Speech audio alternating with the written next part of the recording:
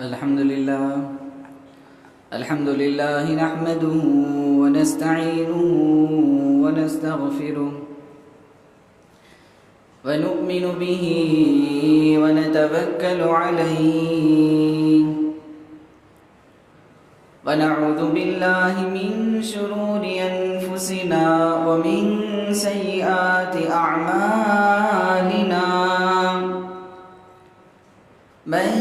يهده الله فلا مضل له ومن يضلله فلا هادي له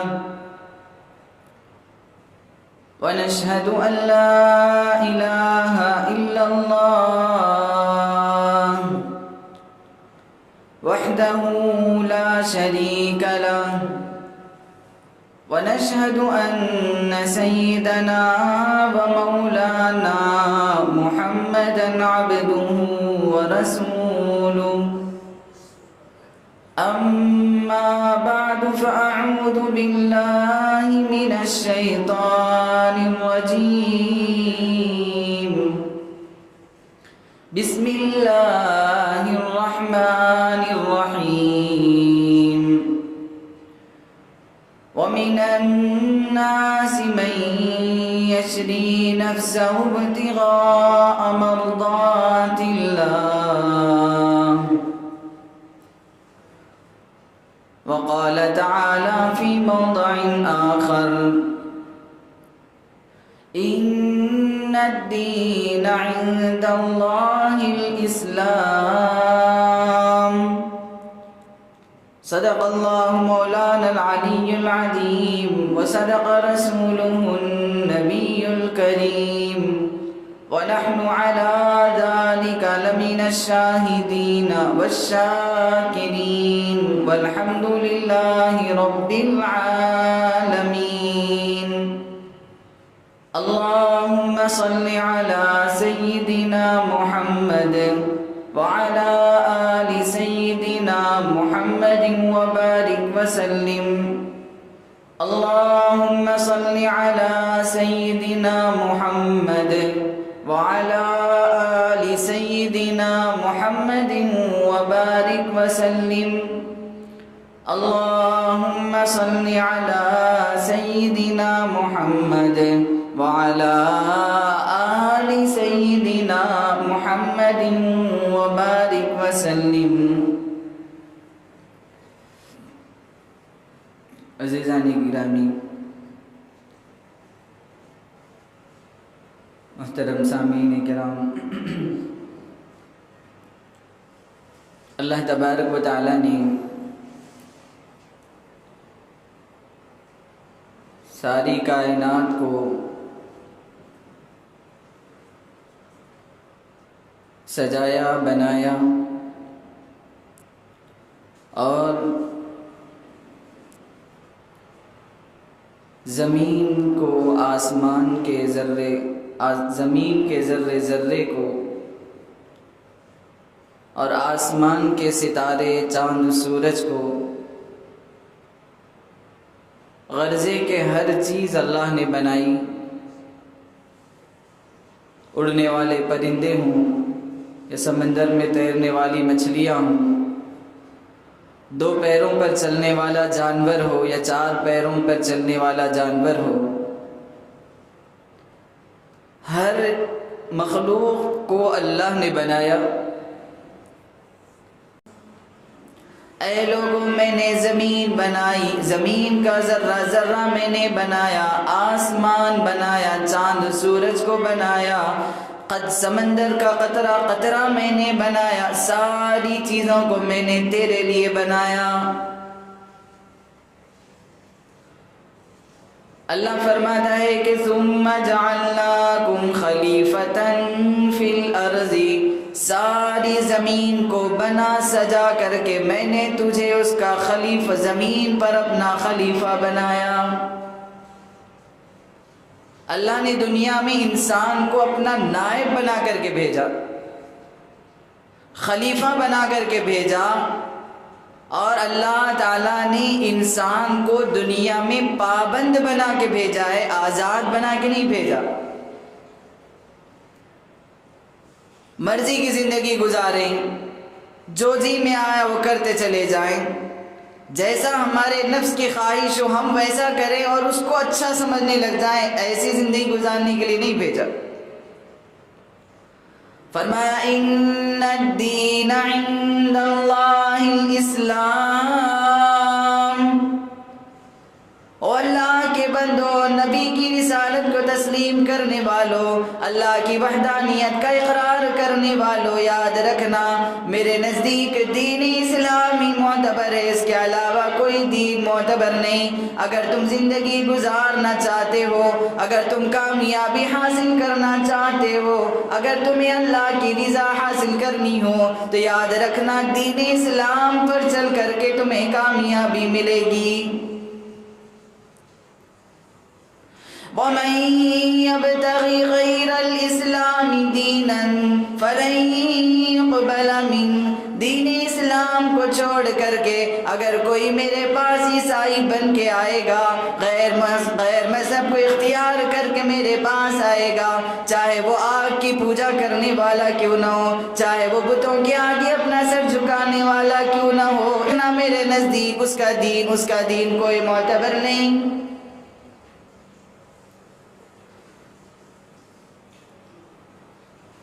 لقد من اللہ علی المؤمنین اذ بعث فیہم رسولا،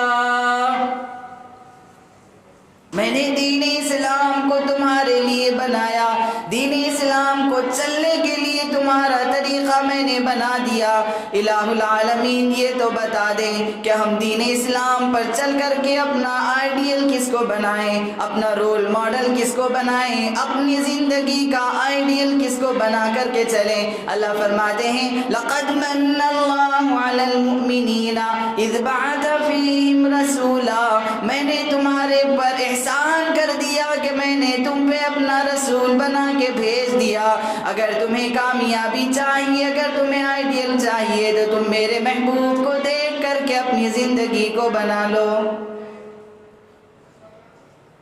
حضور صلی اللہ علیہ وسلم کی ذات اقدس کو اللہ نے دنیا میں بھیجا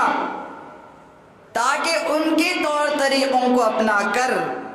ان کی زندگی کو اور ان کو فالو کر کے اپنی زندگی کو ان کے مطابق ڈھال لیں، اور جنہوں نے بھی نبی کی زندگی کو اپنی زندگی میں لایا وہ دنیا میں بھی اللہ تعالیٰ نے اس کو چین کی، راحت کی زندگی عطا فرمائی، اور آخرت میں بھی اس کے لیے جنت کی لازوال نعمتوں سے فائدہ اٹھانے کا موقع ملے گا۔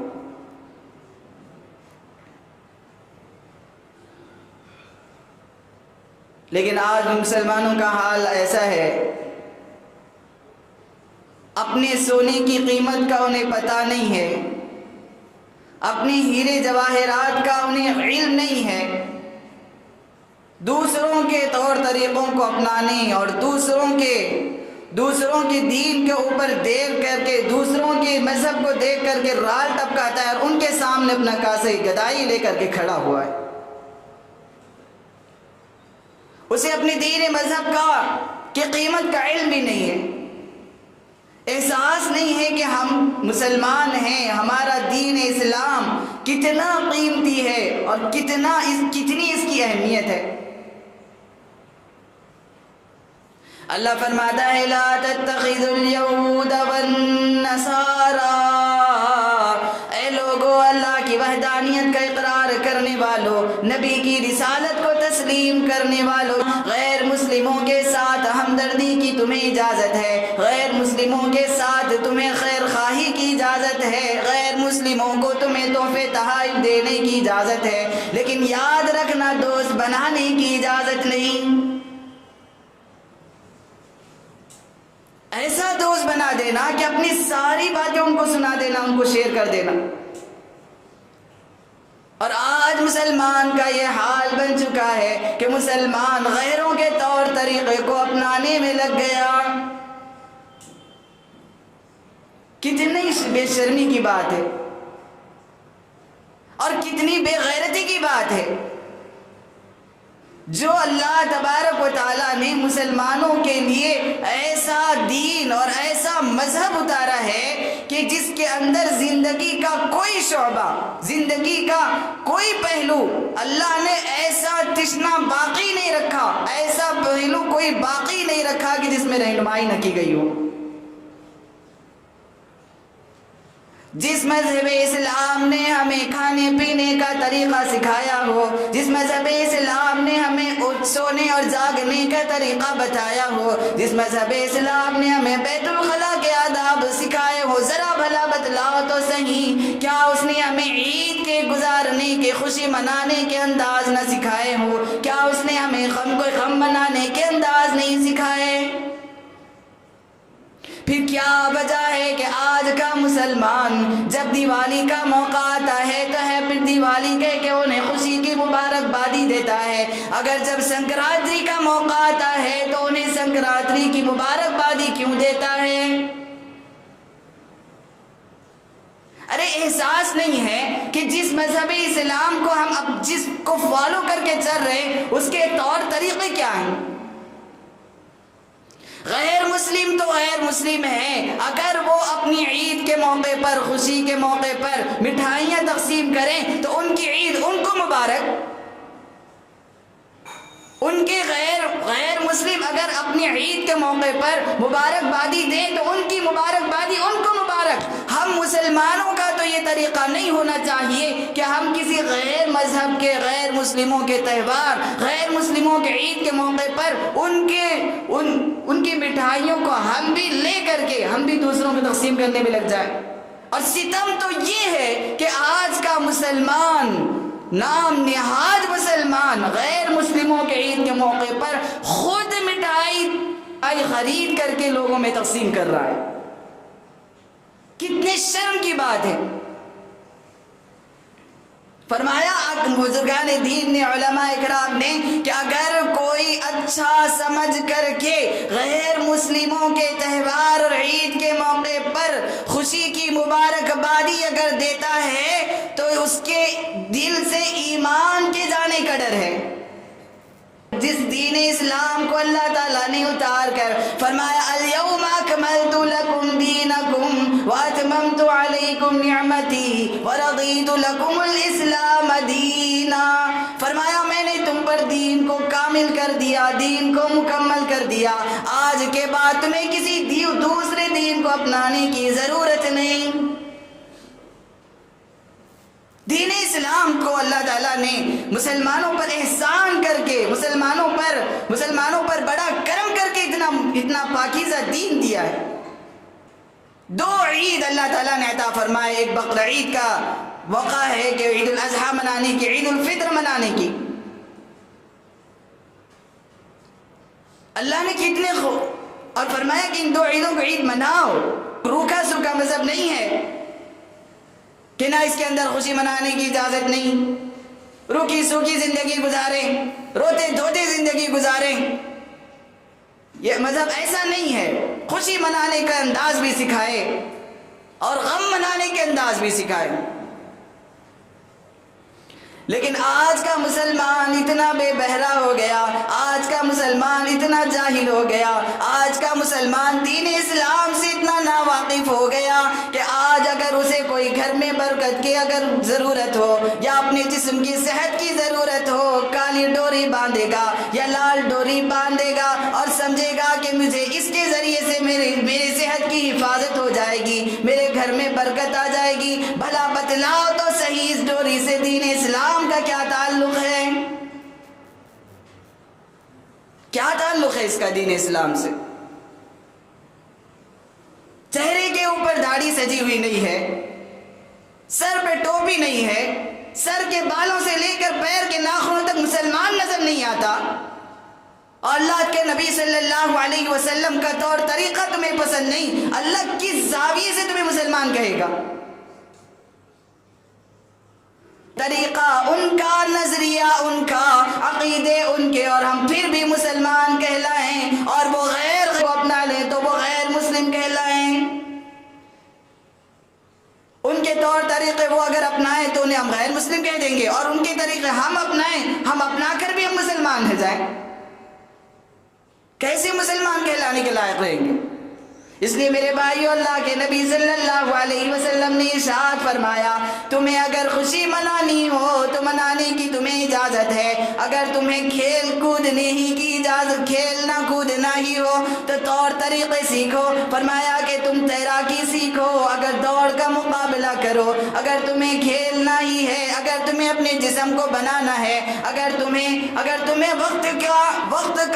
وقت کو اگر صحیح استعمال کرنا ہے تو یاد رکھنا تم تیراکی سیکھ لو، کبڈی سیکھو، جس سے انسان کی صحت بنتی ہو، ایسے کام سیکھو۔ لیکن آج کا زمانہ ہمارا ایسا ہے، ویڈیو گیم کھیلتے ہیں، کیرم بورڈ کھیلنے میں لگ گیا، ایسے کھیل جس سے انسان کا وقت کا بھی ضیاع، وقت کی بھی بربادی، اور ساتھ ساتھ جب نماز کا وقت ہو گیا عین کھیل کے موقع پر بڑے مصروف ہیں، نماز کو بھی چھوڑ دے گا۔ کتنے مسلمان ہیں آج اپنے چھوٹے معصوم بچے جن کا ذہن بالکل صاف سیدھا سادہ ہوتا ہے، ان کو اب پہلے ہی سے غیر مسلموں کے طور طریقوں کو اپنانے میں لگا دیے، اور اس کو اپنے دین اسلام کے طور طریقے خود باپ کو نہیں پتا ہے تو بچے کو کیسے پتا ہوگا؟ نہ باپ سیکھنے کی کوشش کرتا ہے، نہ بچوں کو سکھانے